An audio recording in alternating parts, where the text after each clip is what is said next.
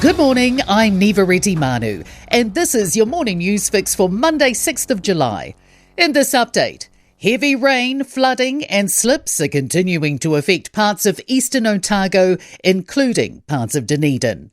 In Oamaru's Waitaki district, a state of emergency has been declared after people evacuated their homes due to severe surface flooding. In Mosgiel, an evacuation centre was set up at Taere Bowling Club after significant surface flooding. Met Service says the weather system should move north from Otago today. An election law expert says New Zealand First's policy to restrict voting to citizens only would be consistent with our Bill of Rights. The party says it will campaign on ending voting rights for permanent residents, claiming voting should be a privilege for those who have sworn allegiance to New Zealand. Barrister Graham Edgler says under the Bill of Rights, the right to enrol and vote is explicitly only about citizens.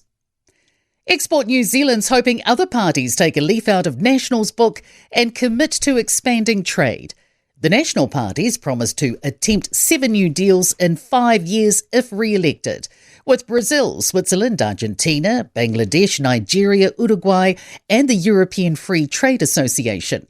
Export New Zealand says it's a smart goal given the international situation, but a cross-party approach is needed. The SPCA is praising ACT's pledge to include pets and domestic violence protection measures. The ACT party is promising to introduce laws criminalising the use of animals as a form of coercion and allow for pets to be uplifted.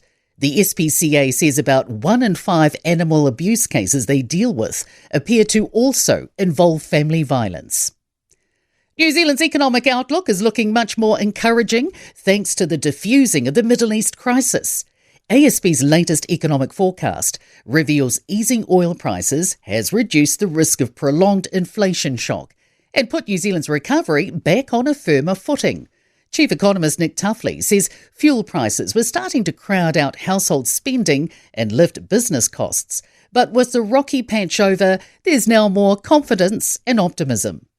The death toll from Venezuela's deadly twin quakes has risen to almost 3,000.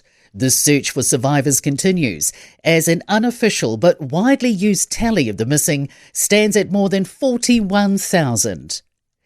The rising popularity of running has prompted changes to the Christchurch Marathon course.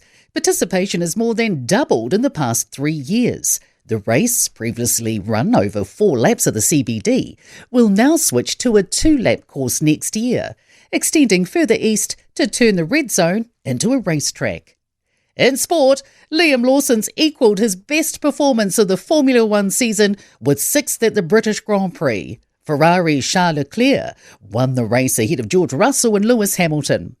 Women's world number 1, Aryna Sabalenka, has been knocked out of Wimbledon by Japan's Naomi Osaka.